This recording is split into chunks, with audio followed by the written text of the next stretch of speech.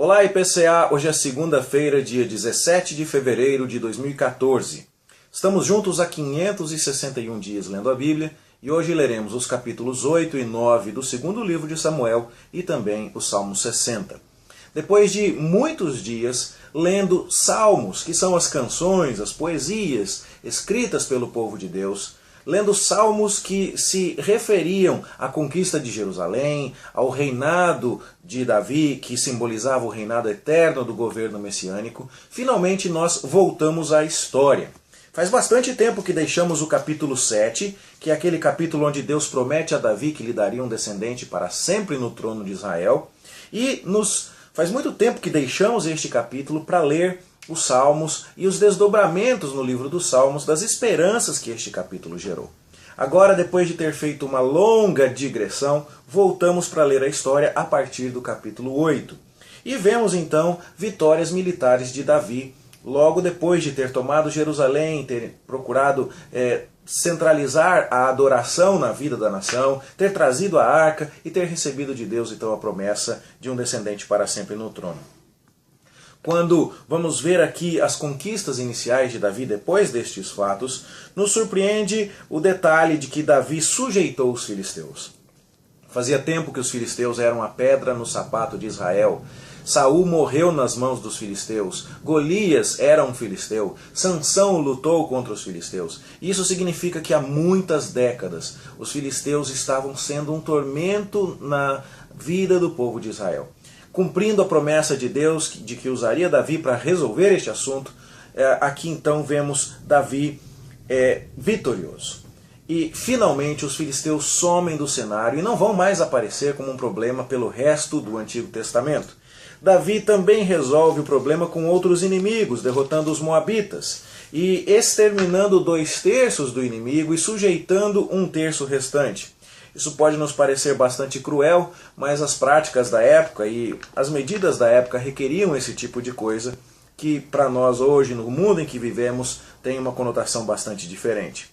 Também é dito a partir do verso 3 que Davi atacou Hadadezer, o rei de Zobá, quando Hadadezer estava mais ao norte, lá perto do rio Eufrates, procurando restabelecer seus domínios. Davi, então, quando o rei se distraiu ao norte para fazer incursões militares, atacou o seu reino pelo sul e saqueou-o e obteve para si 1.700 cavaleiros e matou 20.000 homens de pé e tirou os cavalos dos carros e manteve para si 100 carruagens. E fala-se aqui também que os sírios vieram socorrer Damasco, vieram socorrer Hadadezer, mas Davi matou 22.000 homens dos sírios. E então ele obteve vitórias militares sobre inimigos que estariam ao norte de Israel e fez isso numa certa astúcia, enquanto o rei de Zobá estava distraído em outra frente de batalha mais ao norte. O relato de Samuel não nos dá mais detalhes a esse respeito de maneira explícita. Mas, quando você vê no verso 13 que Davi ganhou renome quando voltava de ferir os sírios, e isso é na batalha que estamos vendo aqui, lá nos versos 3, 4, 5 do capítulo 8 de 2 Samuel. Já no verso 13 vemos que quando Davi voltava dessa batalha, ele matou 18.000 homens no Vale do Sal. Esse Vale do Sal é algum lugar próximo ao Mar Morto, o Mar Salgado. E então nós vemos que ele teve uma batalha, e o resultado dessa batalha vitoriosa foi que ele colocou guarnições em Edom. O livro de 2 Samuel não nos dá maiores detalhes sobre isso, mas o Salmo 60 nos ajuda a entender a questão. O Salmo 60 diz que quando Davi estava voltando, ele teve uma batalha importante. O título do Salmo 60 diz que Davi lutou contra os sírios da Mesopotâmia e lutou contra os sírios de Zobá. Isso você já viu aqui no capítulo 8 de 2 Samuel. Mas quando Joabe regressava, ele derrotou de Edom 12.000 homens no Vale do Sal. Bom, de cara nós já vemos um problema. Eram 18.000 homens ou eram 12.000 homens? Há aqui uma possível questão de erro na transmissão do texto, mas há também a possibilidade de que a forma de se contar as guarnições seja um pouco diferente. O que importa aqui para nós é que este salmo mostra detalhes a respeito do contexto de 2 Samuel, que lá em Samuel não nos são contados. O que seriam esses detalhes? Davi atacou o inimigo do norte enquanto ele estava numa outra frente de batalha. E ainda que o pessoal de Damasco tenha vindo, ou melhor, o pessoal do rei, o pessoal de Damasco, exatamente, tenha vindo socorrer o rei de Zobá, Davi foi vitorioso. Mas enquanto Davi estava sendo vitorioso no norte, aproveitando com astúcia a ausência do seu inimigo, os edomitas o atacaram pelo sul. E aí então Davi sofreu derrota. E é nesse sentido que nós devemos entender o Salmo 60, quando ele diz: ó Deus, o Senhor nos rejeitou e nos dispersou. A derrota não é atribuída por Davi à falta de estratégia ou à força do inimigo, mas sim a uma rejeição de Deus. É muito claro na Bíblia que quando o povo de Deus sofre, é porque Deus permite. E então, não é o inimigo que é forte, mas é o povo que de alguma forma desagradou a Deus e agora está sendo rejeitado por Deus e afligido. E os 3 primeiros versos então falam a respeito disso, que Deus abalou a terra, que ofendeu, que deu ao povo de Israel um vinho que o atordoou. E agora o povo precisava se voltar para Deus em busca de restauração para que a vitória fosse novamente atingida. Não sabemos se Deus fez isso por causa da astúcia ou da ganância de Davi ao atacar um rei desprevenido ao norte. Não sabemos se Deus fez isso para lembrar Davi que ele era totalmente dependente das forças do Senhor. Mas o fato é que este salmo mostra esta percepção. Davi foi vitorioso sim, mas isso não foi uma realidade onipresente. Houve momentos de derrota, houve momentos de dificuldade, e o Salmo 60 fala sobre isso. A partir do verso 6, nós vemos então que um profeta proclamou um oráculo dizendo que Deus iria medir as terras de Canaã que lhe pertencem, que Deus iria honrar as tribos de Israel como instrumentos da demonstração do seu reinado sobre todas as coisas, que Deus iria humilhar Moabe, que é a nação inimiga, usando-a como uma bacia de se lavar, humilhar Edom, atirando a sandália sobre Edom, como um senhor que chega cansado e joga a sandália sobre o servo, dizendo: limpa aí para mim. E Davi então se apega a esta palavra de Deus de que sairia vitorioso, e então acredita nisso e diz no final do salmo então: em Deus faremos proeza, porque é Ele quem calca aos pés os nossos adversários. Não sem clamar pela misericórdia de Deus: quem vai me conduzir à cidade fortificada? Quem vai me guiar até Edom? Não é? Para vencer o inimigo lá na sua capital fortificada. Deus, o Senhor nos rejeitou? Não, ó Deus, não deixe de sair com os nossos exércitos. Esse é o sentido, portanto, do Salmo 60, que, curiosamente, é o salmo que tem o título mais comprido de todos os salmos do Saltério. Você vê aí que são, na nossa Bíblia aqui de Genebra, são 6 linhas de título. É um título bem comprido, que, aliás, tem mais um detalhe aqui a ser esclarecido. Samuel fala das vitórias de Davi. O salmo fala das vitórias de Joabe. E quando você for ler esse relato amanhã em Crônicas, num relato paralelo, você vai ver que as vitórias são creditadas a Abisai.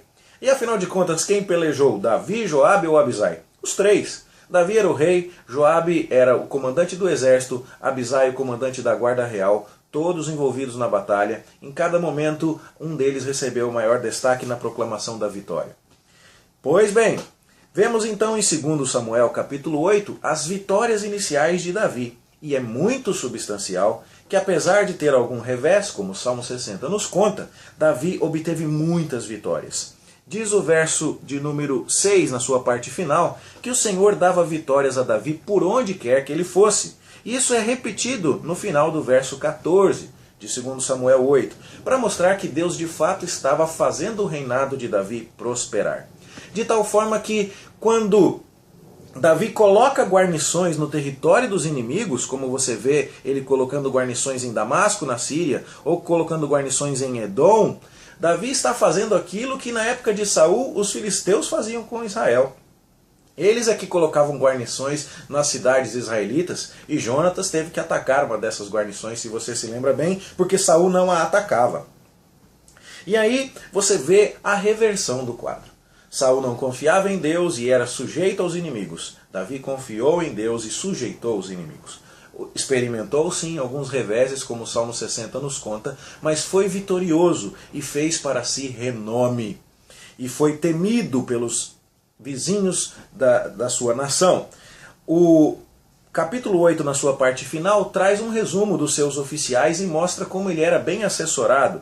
E nós vamos ver mais tarde que Abisai, que Benaia, que outros homens são notáveis por conta de suas proezas e de seus valores. Pois bem, depois de vermos as vitórias militares de Davi, vamos ver a sua bondade para com a casa de Saul. Ele, que agora está muito bem estabelecido no reinado, que agora tem demonstrado a supremacia do seu reino, tem obtido muitas vitórias militares, cumpre as promessas que fez a Jonatas, há muito tempo atrás, de que ele usaria de bondade para com a casa de Jonatas. Embora Davi estivesse reinando em lugar da casa real de Saul, por conta do decreto de Deus, ele não menospreza a família do rei que o antecedeu. E trata bem a Mefibosete, um filho aleijado de Saul. E traz esse homem que tinha suas restrições para a sua casa para comer pão à mesa do rei e devolve as propriedades da família de Saul a Saul na pessoa do seu servo Ziba, que era um homem que já tinha aqui uma família muito grande, tinha muitas condições de cuidar das propriedades de Saul e, portanto, sustentar os remanescentes da casa de Saul. Em tudo isso, até aqui, Davi está indo muito bem, está obtendo vitórias, está expandindo seu reino, está cumprindo suas promessas e está agindo de maneira apropriada. É muito bonito ver a síntese do momento no verso 15 do capítulo 8. Reinou, pois, Davi sobre todo Israel, julgava e fazia justiça a todo o seu povo. É nesse momento que Davi se configura com muita intensidade como uma figura, um tipo, uma sombra do rei messiânico que vai julgar, vai conquistar o território do inimigo, vai vencer aqueles que se opõem a Deus e vai liderar o seu povo em verdade, em justiça, em retidão. Mais tarde nós vamos ver que infelizmente Davi não era perfeito, mas por enquanto o que temos visto é isso. Espero que você tenha conseguido compreender este momento na vida de Davi e entendido o Salmo 60 em seu contexto e a importância desses momentos de progresso no início do reinado de Davi sobre as 12 tribos de Israel. Deus abençoe a sua leitura, o seu estudo. A gente se encontra aqui amanhã, se Deus quiser. Até lá.